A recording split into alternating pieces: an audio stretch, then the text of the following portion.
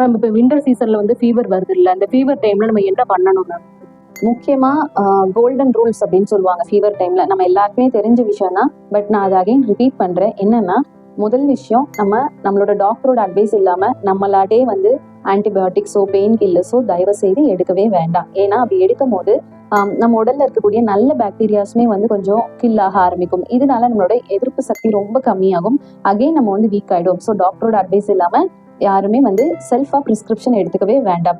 ரெண்டாவது முக்கியமான விஷயம் என்னன்னா, கம்ப்ளீட்டா ரெஸ்ட் கொடுக்கணும். ஸோ ஒரு ஃபீவர் அப்படிங்கிறது ஒரு சின்ன சிக்னல் தான். ஸோ அந்த சிக்னல் வருது அப்படின்னா நம்மளோட இம்யூனிட்டி ரொம்ப வீக்காக இருக்குது அப்படின்னு அர்த்தம். ஸோ அதுக்கு நம்ம கொஞ்சம் ரெஸ்ட் கொடுக்கணும்.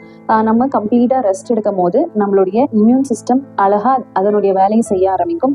அப்போ நம்மளோட ஹெல்த் வந்து ஈஸியாக ரெக்கவரி ஆகிட்டே இருக்கும். மூணாவது முக்கியமான விஷயம் என்ன அப்படின்னா, வாஷிங் அவுட் அப்படிங்கிறது நம்மளோட உடலுக்குள்ள இருக்கக்கூடிய அந்த வைரஸையோ பாக்டீரியாவோ நம்ம வந்து வாஷ் அவுட் பண்ணணும். எப்படின்னா, நிறைய தண்ணி குடிச்சு நிறைய யூரின் போயிட்டே இருக்கணும். நம்ம ஜாஸ்தி வந்து ஃபீவர் டைம்ல தண்ணி குடிக்கிறதே கம்மி பண்ணிடுவோம். ஸோ சூப்பரான டிப் என்ன அப்படின்னா, நிறைய தண்ணி குடிக்கணும், நிறைய யூரின் போயிட்டே இருக்கணும்.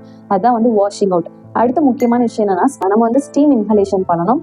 கொஞ்சம் நல்ல வெதுவெதுப்பான தண்ணியில ஒரு குட்டி பிஞ்சு வந்து மஞ்சள் தூளோ இல்லைன்னா வந்து துளசி இலையோ இல்லைன்னா தூதுவளை இலையோ இந்த மாதிரி ஏதாவது ஒண்ணு கண்டிப்பா ஆல்டர்னேட்டிவா போட்டு நம்ம தாராளமா வந்து ஆவி பிடிக்கலாம். பகிர்வோம் தோழியே யூடியூப் சேனலை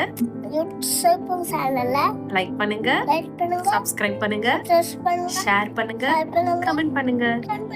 தேங்க்யூ.